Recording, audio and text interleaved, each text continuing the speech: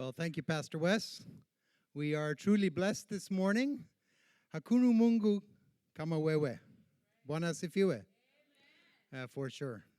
There is no God, like our God, and we are so grateful for that. It feels like a homecoming again. It's always nice to be welcomed here in Surrey to the church here. We are really grateful to be here with you, and in many ways, this actually feels like home, and that's lovely. We know many of you here, and we are blessed by you. A number of years ago, a team came out from the church and blessed us as well in Kenya, and it is very special. With that in mind, is it okay today if I become a little bit personal? I do this hesitatingly. Sometimes it comes back and it bites us.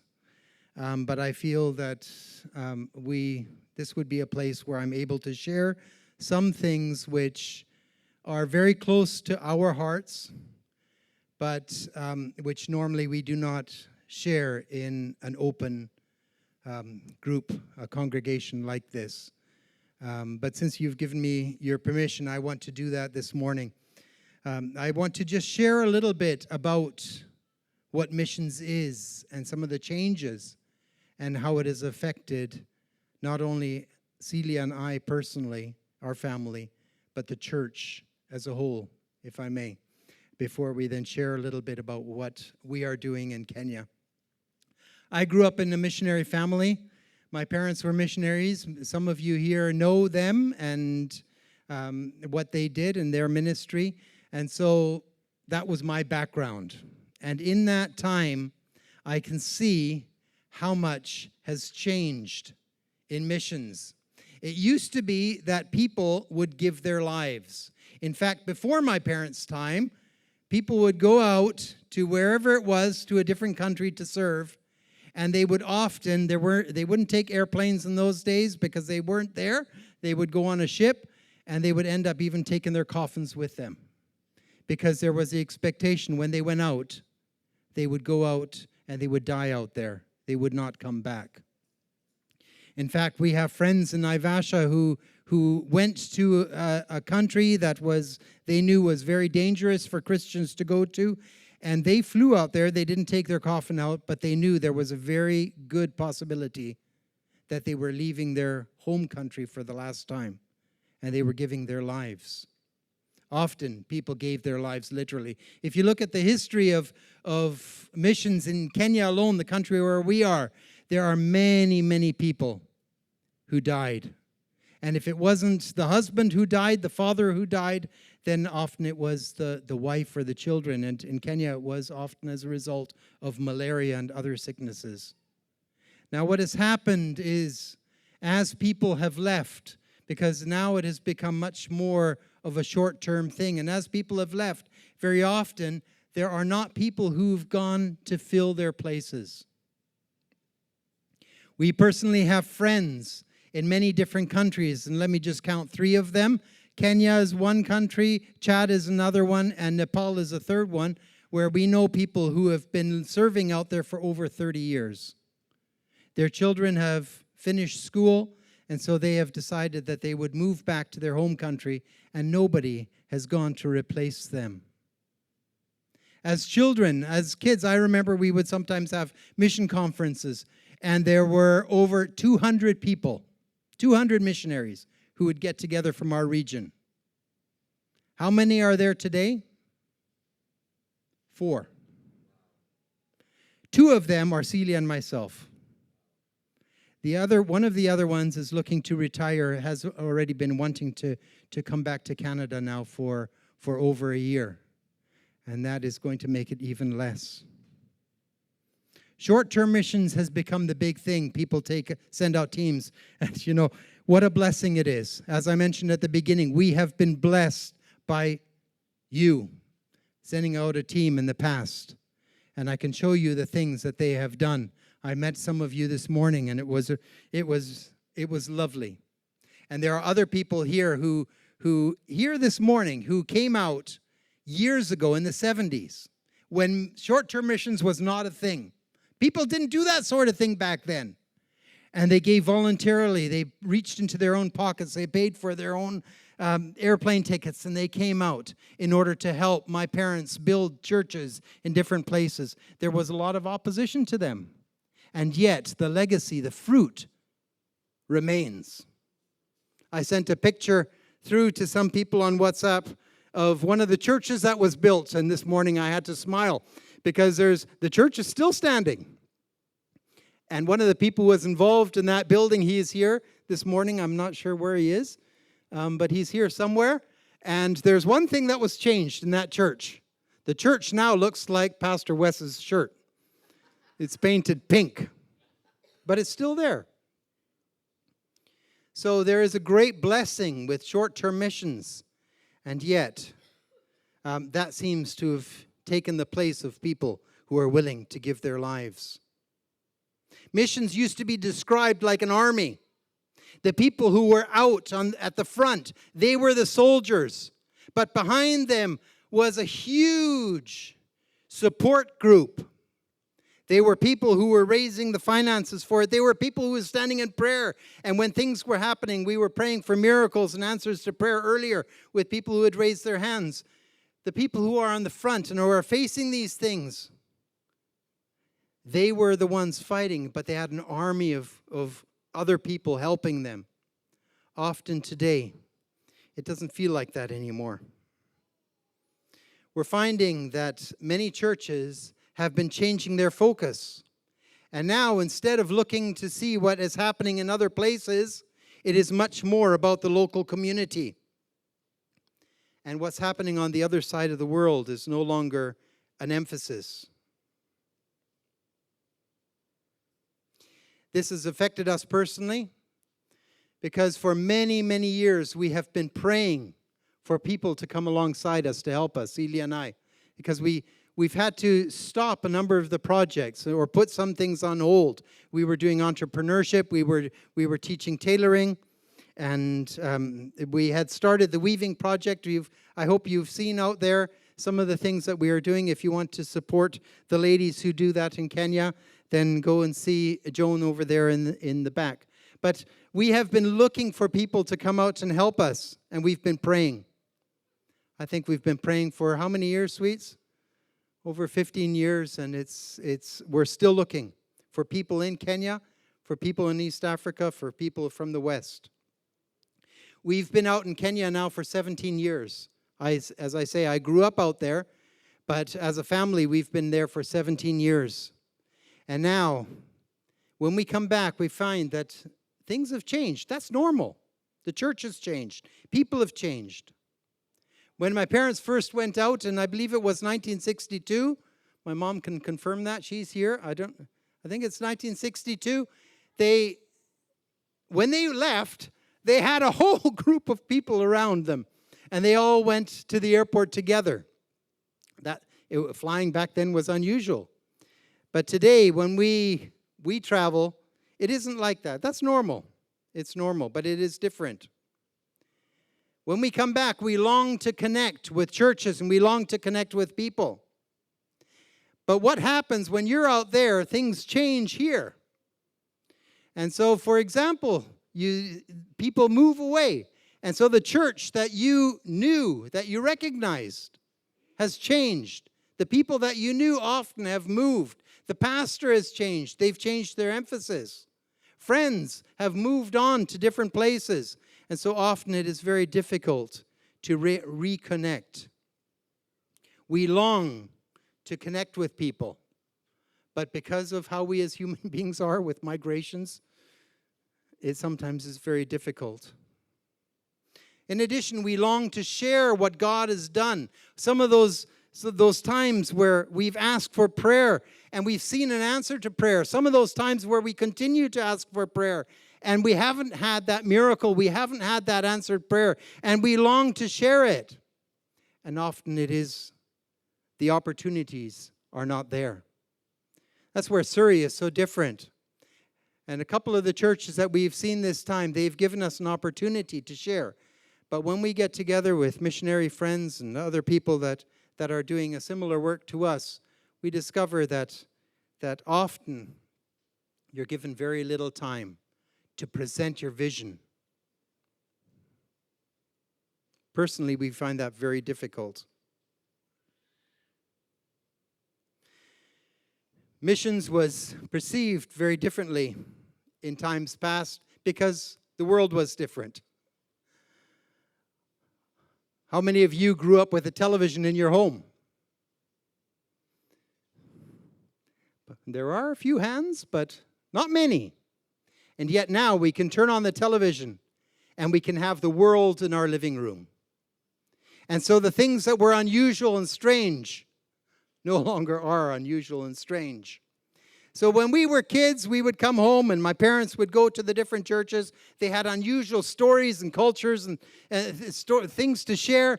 And there was real interest. People were, what is this? And so us as kids, we often had to come up and we had to do our part as well. Don't worry, Abby and Theon, I'm not going to call you guys up. And we had to sing a song, or we had to dress in unusual clothing and things. And it was really interesting. Why? Because it was different. That doesn't only apply here, but it applied to us in Kenya as well. Because we were unusual. We would go into a village and hundreds of people, kids, they would come around and they would want to see us because we were unusual. Often we would go into a Maasai village and sometimes it still happens today. They would come up and they would want to touch our hair because our hair was different. Or the Maasai women would come up and they would touch my arms or my legs because we have hair on our legs and arms. It was different. But today we have television and the world has become a much smaller place. As I look out here, just look around you.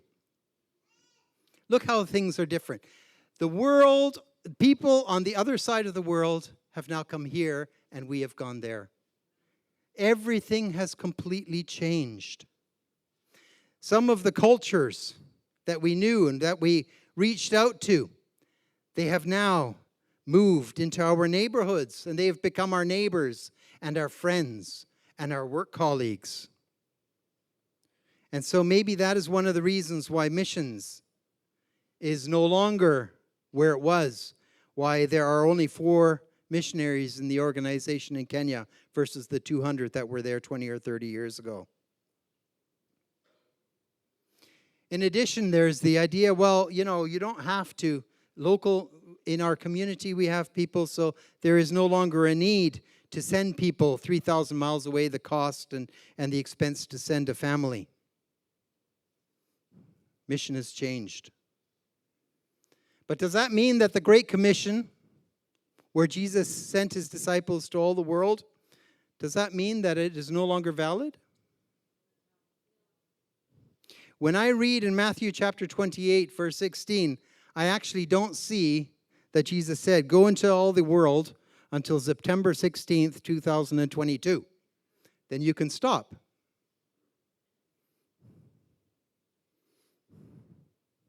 Interestingly, Jerusalem was very much like what we see here today. People from the world, all the then known world, came to Jerusalem. And Jesus still told his disciples to go. Now, how do I know that? Look at all the people, the languages that are mentioned at Pentecost when the Holy Spirit came down. I believe the Great Commission was and has always been part of God's plan, because it represents the way God works, and it shows the heart of God. There's one verse in the Bible that is really, really well known, and maybe all of us have it memorized, and it starts how? John 3:16. For God so loved the world that he gave his Son. What did he love? God loved the world. How different the God of the Bible is to many of the other gods that we have in the world today, or supposed gods. Just look at the God of Islam, Allah. One of the 99 names that they give to Allah is loved. And yet in the Quran it says that God hates the unbeliever. How different from Jesus, who says, love your enemies. God loves the world. And God indeed loves the whole world.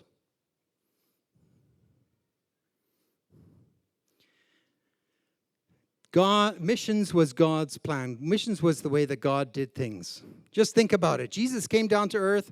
Would it not have been easier for Jesus to just say, move aside, I'm going to do it myself? Wouldn't it have been easier for God to do that? Instead of choosing 12 disciples, one of whom didn't even make it while Jesus was alive? And yet, that is God's way. We even find that in the Old Testament, that God could defeat the enemy without a problem. We know that from Jericho. You know what happened in Jericho? How much did the Israelites actually do? Or the story of the 4 lepers that we find in the book of Kings, that where they were encompassed by the Syrian army, and they said, we're going to die, so we might as well go to the camp and see if we can find some food. And they found the camp empty. God can, and he does do these things. But often, what was it? The Israelites themselves had to fight the battle. Victory came as God helped his people fight. Consider Isaiah 49, verse 6. We read, he says, Is it too insignificant a task for you to be my servant, to reestablish the tribes of Jacob and restore the remnant of Israel? Now, this is the part I want to emphasize. You got your ears open? Nudge your neighbor, see if they're still there. Okay, you listening? I will make you a light to the nations, so you can bring my deliverance to the remote regions of the earth. I will make you a light to the nations, so you can bring my deliverance to the remote regions of the earth. Whose deliverance is it? It's God's deliverance. How will he bring it? Through the people. That seems to be God's way. And that is why Jesus didn't change things, but he carried on. We find missions itself throughout the whole Bible. Starts in Genesis when God said to Abraham, you're going to be a blessing to the nations. Goes all the way through the Bible. We don't have time this morning to look at more verses. Goes all the way to Revelations, where we read about the nations standing before the throne of God, praising God in all languages, all tribes, all nations. You find it throughout. Missions is not only the way that God chose it, but he chose it because it is for our benefit. How many of you are blessed this morning by having songs sung in a different language, in a different way? That's missions. That's God's intent. That's what God wanted. But it's also because we benefit from that. Did you know that? We personally benefit from that. Now, I'm going to try something today. Let's see if this works. I wonder if right up here we could have a small group just stand up to represent Surrey. Okay? Just stand up to represent Surrey. Okay? Yeah, just right now. Okay, this group here is Surrey. All right? This is your church. They represent your church. Okay? Where? So not all of Canada, not all of British Columbia, not all the Vancouver area. I hope I didn't insult you by saying that. But Surrey. All right? Now, let's consider some others. I wonder if I could get somebody somewhere to stand up to represent India. Can somebody stand up to represent? Okay, so we have a couple over here that are standing to represent India. India is a country where only 3% of the country is Christian, and yet 1/3 of the healthcare in the whole country comes from the Christians. Okay, India. Let's pick another country, Mozambique. Okay, just somebody to stand up from Mozambique. Just one person to stand up to represent Mozambique. Okay, we have somebody standing in Mozambique. Do you know what's happening in Mozambique? Where in northern Mozambique, people are being attacked and Islam is growing? Have you heard those stories? Are you praying for Mozambique as a result? Somebody to stand up to represent Bulgaria. Bulgaria. a country in the former Soviet Union. You're standing to represent Bulgaria. I was in Bulgaria and spoke to a woman, was able to pass a Bible to her during the communist times, her first Bible that she'd ever had. And she wept. And I thought, my goodness, here I have how many Bibles at home? Bulgaria. Somebody, Somalia. Stand up to represent Somalia. Somalia. There was a pastor a few years ago, a Somali Christian. He became a Christian, and he was ministering on the border with Kenya. And the Al-Shabaab, the Muslim extremists, didn't like that. And so they went and they attacked him, and they killed him. And he left behind a woman from Nigeria who he had met in a YWAM event over in Nigeria, and 3 young children. Thank you. One more. Let's pick one more. Sudan. Who's willing to stand up for Sudan? Sudan, a country that used to be Christian. There are ruins throughout much of the country of churches that were huge. It used to be, now the old name for people from Sudan was Namibians. And it used to be if somebody was called a Namibian, they were a Christian. Now, take a look around. See the people standing. You from Surrey, you see Christians and what God is doing throughout the whole world. How does that make you feel? How does that change your Christianity? Before, you were only looking at well, not only, but your emphasis was for your neighbors and for your friends. And then suddenly you discover that God is doing these things in so many different countries. What does that do for your faith? Thank you. You can be seated. What does that do to your faith? Doesn't it make God bigger? It's like when you go outside on a clear night and you see the stars.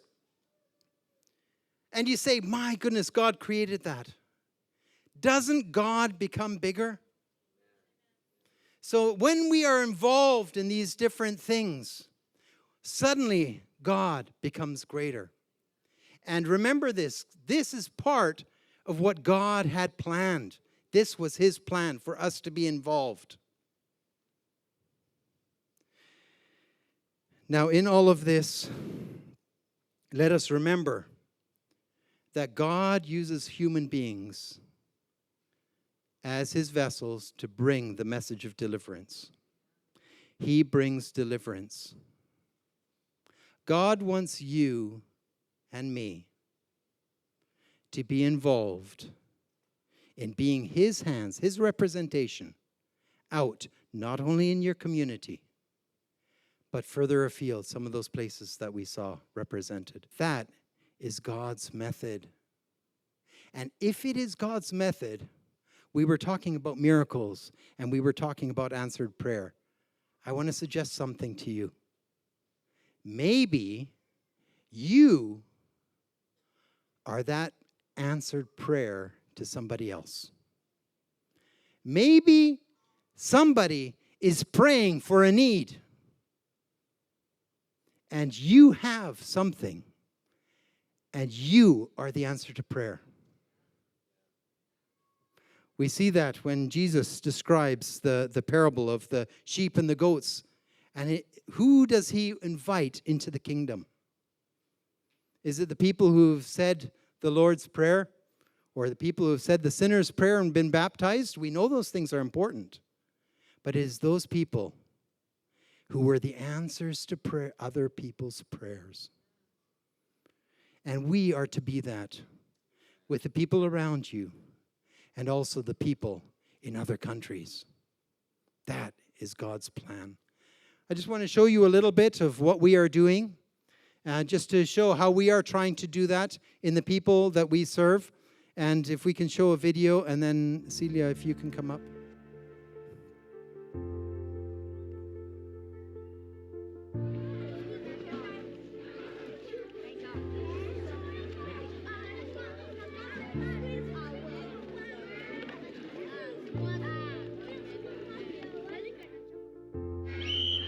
You go.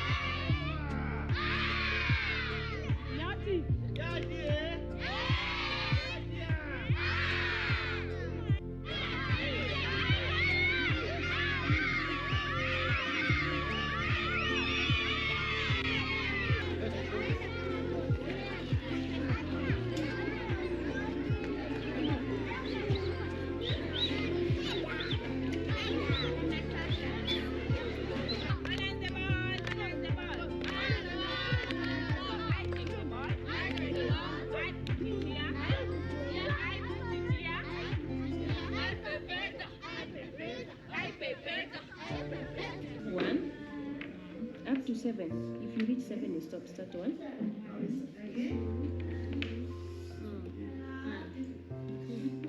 Six.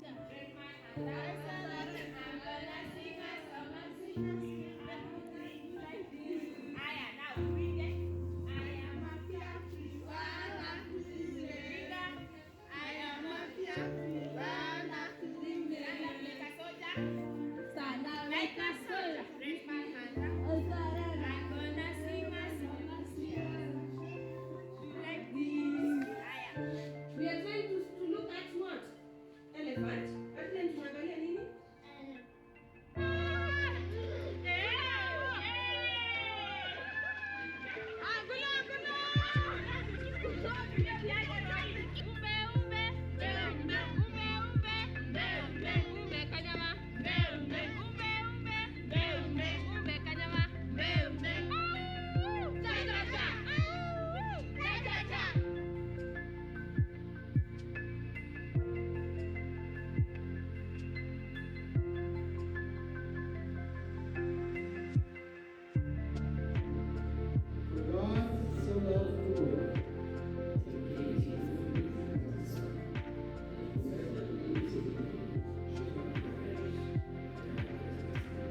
Knowing that if our faith falters, He will immediately grab hold of our hand.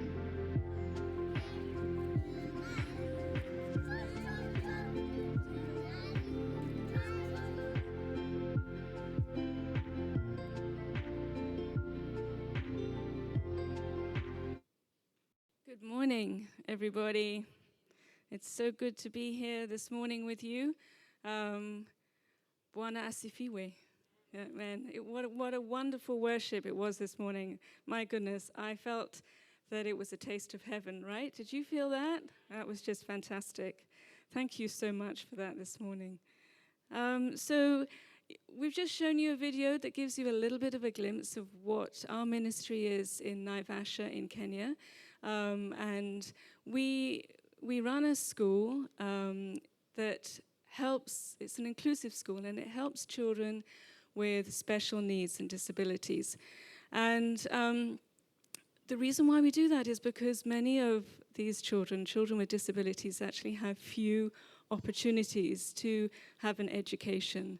I remember there was a dad who spoke to me a few years ago, and he told me when his son was born with spina bifida, the community said to him, well, you know, what have you done wrong in your family? There must be some kind of sin that you've committed, or your family must be cursed.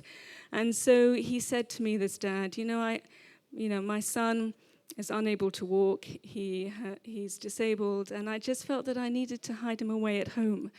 And so what we are trying to do with the school is actually bring these children to a place where they can interact with other kids, with other typically developing kids, and to feel God's love, to be taught about God, to teach them about Jesus, and just where they will feel that they belong and that they are loved. And I just want to just tell you that, you saw up there teacher Sophie. She was teaching a little girl to count to 7, I think. She is she heads up the special education team. We work with a wonderful national team who care and love for these children. And I am just extremely proud to work with this team. We have special education teachers, we have occupational therapists, and they work with the kids either in the regular mainstream classrooms, or they take them for therapy or special support groups. And we take the kids at their level, whatever level they are at. We think, okay, this is where they are. We'll take them at their pace. We'll help them to learn a new skill. Let me tell you about Darwin. Darwin recently learned to tie his shoelaces. And he was so excited about this that he would spend all of his time tying his shoelaces. And when I had a meeting with Sophie and the team, they were saying, oh my goodness, he's so excited. This is all he wants to do. And the class teacher said, yeah, the other day I was in class, Darwin disappeared. I said to the kids, where's Darwin gone? Oh, they said, he's under the table. He's tying that guy's shoelaces. So excited. It was so wonderful. You know, this is really special. It may seem like a very small thing to you and I to be able to tie our shoelaces. But actually for Darwin, it was huge. It's a huge step. And I happened to walk past when Darwin was tying the shoelace of a little autistic boy who's also in the school. And I got a picture of it. And I thought, wow, how wonderful, how that one little boy with Down syndrome, as Darwin has Down syndrome, tying the shoelace of his little autistic friend. It was just a very special and moving moment. And we have many special moments when we see how these children just grow and develop and just feel part of something wonderful. And you saw up there that the children were singing, I am fearfully and wonderfully made. That is the message that actually we want to bring to the children. It is a message for all of us. We are all fearfully and wonderfully made, and God accepts us and loves us, whatever our abilities. And so I want to say thank you to all of you for your partnership with us in this ministry. And looking ahead, Bernie and I are actually heading back to Kenya next week. And when we get back, we're hoping to expand the team. In fact, we need to hire new special needs teachers and another occupational therapist, because we have such a waiting list of children wanting to come to the school that actually we can't take them all right now. There are just so many. And so we want to expand the team so that we can at least accept some more. And so please pray with us through that process. Obviously, we want to find the right people, and we need to find people with a real heart for children. So thank you very much. That's just my little speech for this morning. Can you take that? I just want to finish off with a small challenge. We prayed for people this morning, for miracles, for answered prayers. God uses his people to do his work. Are you somebody else's answered prayer? We showed how we are trying to be that in Kenya. God calls all of his children to do that. Are you somebody else's answered prayer?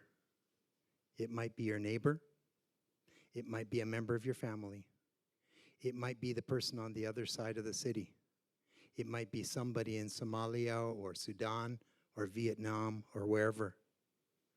Are you their answered prayer to bring the deliverance that God has promised?